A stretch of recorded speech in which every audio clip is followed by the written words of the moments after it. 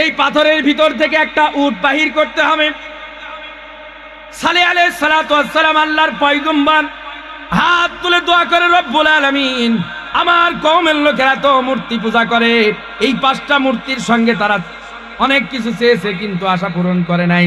আমি তো তোমার সত্য পয়গম্বর, সত্য নবী। আল্লাহ গো, তারা তো এমন একটা পরীক্ষার ভিতরে ফেলে দিল, বিশাল বড় পাহাড়ের ভিতর থেকে, এবং তাই কি না, শুধু কি তাই, এই পাহাড়ের ভিতরে পাথর থেকে উট বাহির করতে হবে, তারপরে ওই উটটা হবে 10 মাসের গর্ভবতী। কয় মাসে? 10 মাসের গর্ভবতী হইতে হবে। আল্লাহর পয়গম্বর আল্লাহর কাছে দোয়া করার পরে আল্লাহ রাব্বুল আলামিন সঙ্গে সঙ্গে কবুল করলেন। সালেহ পয়গম্বরের হাতটা মুখের সঙ্গে নেওয়ার আগেই পাথরের ভিতর থেকে আল্লাহ রাব্বুল আলামিন 10 মাসের গর্ভবতী একটা উটনি বাহির করে দিল। বহু সংখ্যক দল, জনপদ, গোষ্ঠীকে আমি ধ্বংস করে দিয়েছি। তাদেরকে কিভাবে ধ্বংস করলেন? তাদের বংশ মর্যাদা, তাদের শক্তি কেমন ছিল আল্লাহ পাক সেটা বলছেন। মিন ক্বাবলিহিম মিন কারনিন মাক্কান্নাহুম ফিল আরদি মা লাম নুনাক্কিল লাকুম ওয়া আরসালনাস সামাআ আলাইহিম মিদরারা আলাম ইয়ারাউ কাম আহলাকনা মিন ক্বাবলিহিম মিন কারনিন মাক্কান্নাহুম ফিল আরদি। তারা কি দেখে না, তাদের পূর্বে বহু সংখ্যক দল সম্প্রদায়কে আমি আল্লাহ ধ্বংস করে দিয়েছি, যাদেরকে জমিনে এইরকম প্রতিষ্ঠিত করেছিলাম, যেরকম প্রতিষ্ঠিত আমি রব্বুল আলামিন তোমাদেরকে করি নাই। তাদেরকে এমন ভাবে জমিনে প্রতিষ্ঠিত করেছিলাম যে প্রতিষ্ঠিত আমি তোমাদেরকে করি নাই। আল্লাহ বলেন তাদেরকে কেমন নিয়ামত দিয়েছিলাম। ওয়া আরসালনাস সামাআ আলাইহিম মিদরারা, প্রচুর পরিমাণে আমি আসমান থেকে তাদের প্রতি বৃষ্টি অবতীর্ণ করেছি, বৃষ্টি বর্ষণ করেছি। আল্লাহু আকবার বলেন।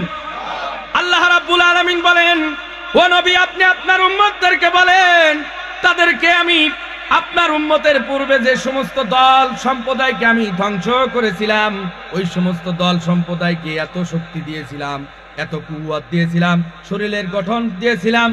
এক একজন বিশাল বড় বড় দেহের অধিকারী ছিল, বিশাল বড় বড় পাহাড় কেটে কেটে তারা ঘর নির্মাণ করত।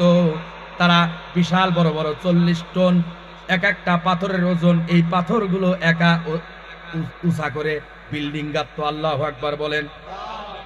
পৃথিবীর জমিনে কোনো কেরান এখনো আবিষ্কার হয় নাই, এমন কোনো কিছু আবিষ্কার হয় নাই যে 20 টন একসঙ্গে উঁচা করবেন। কিন্তু আল্লাহ বলেন, ওই যে এমন সম্প্রদায়কে আমি তৈরি করেছিলাম, যে সম্প্রদায়ের লোকেরা একসঙ্গে 40 থেকে 45 টন পর্যন্ত এক একটা পাথর তারা উঁচা করে বিল্ডিং তৈরি করতো। আল্লাহু আকবার বলেন। শক্তি কম না বেশি?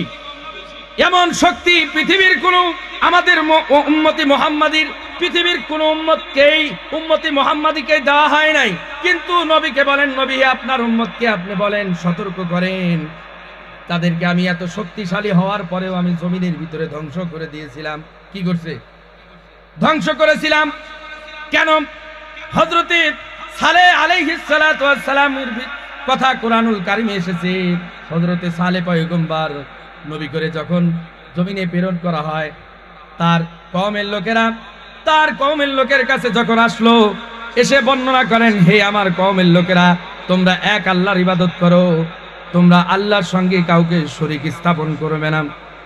তারা সালেহ পয়গম্বরের কথা মানলো না, বারবার দাওয়াত দিল, কিন্তু সালেহ পয়গম্বরের কথা তারা অমান্য করলো।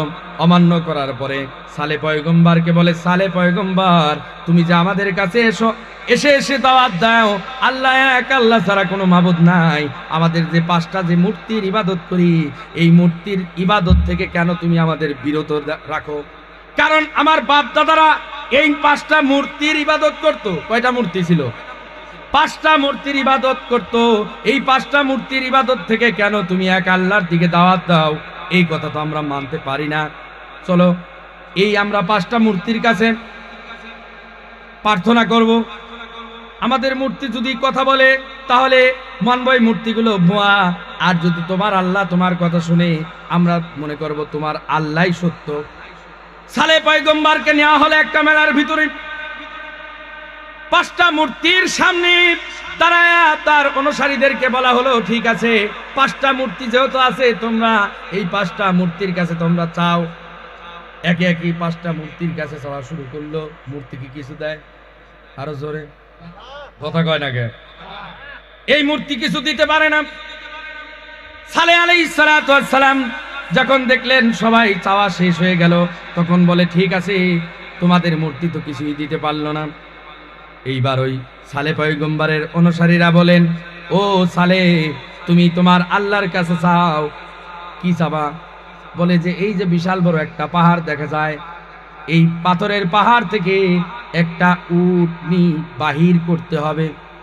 পাথর থেকে কি উট বাইর হয়? কথা কয় না। পাথরের ভিতর থেকে কি উট বাইর হয়?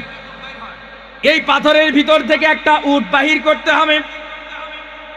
সালেহ আলাইহিস সালাতু ওয়াস সালাম আল্লাহর পয়গম্বর হাত তুলে দোয়া করে, রব্বুল আলামিন, আমার কওমের লোকেরা তো মূর্তি পূজা করে, এই 5টা মূর্তির সঙ্গে তারা অনেক কিছু চেয়েছে কিন্তু আশা পূরণ করে নাই। আমি তো তোমার সত্য পয়গম্বর, সত্য নবী।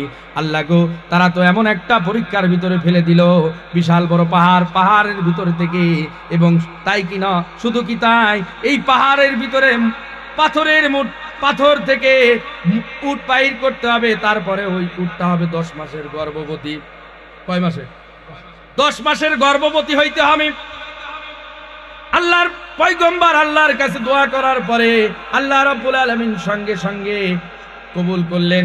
সালেহ পয়গম্বরের হাতটা মুখের সঙ্গে নেওয়ার আগেই পাথরের ভিতর থেকে আল্লাহ রাব্বুল আলামিন 10 মাসের গর্ভবতী একটা উটনি বাহির করে দিল। এই বিশাল বড় একটা নিদর্শন উম্মতের কাছে দেওয়া হলো। তারা বলল, কি ব্যাপার, পাথরের ভিতর থেকে কিভাবে মূর্তি বাহির হলো? এটা কারোর মাথার ভিতরে ধরে না।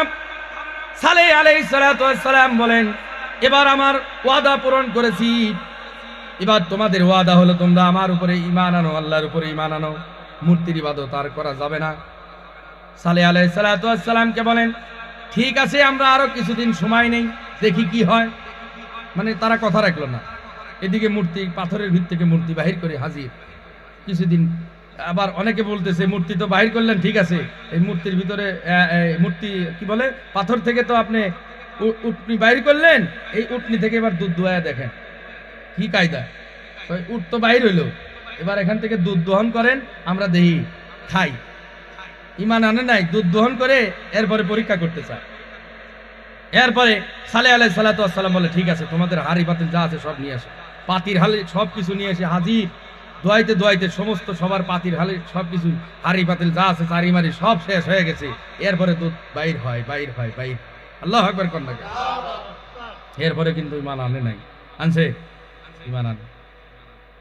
এই জাতি কি জাতি? সালেহ পয়গম্বর বলল ঈমান আনো, তারপরে আনে নাই।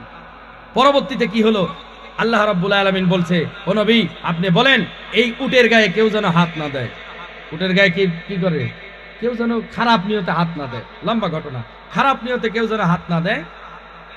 নবী সবাইকে বললেন, সবাই তোমাদের উটের মতোই এই উটটা চলাফেরা সবকিছু করবে, এই উটের গায়ে কেউ কখনো খারাপ নিয়তে হাত দিবা না।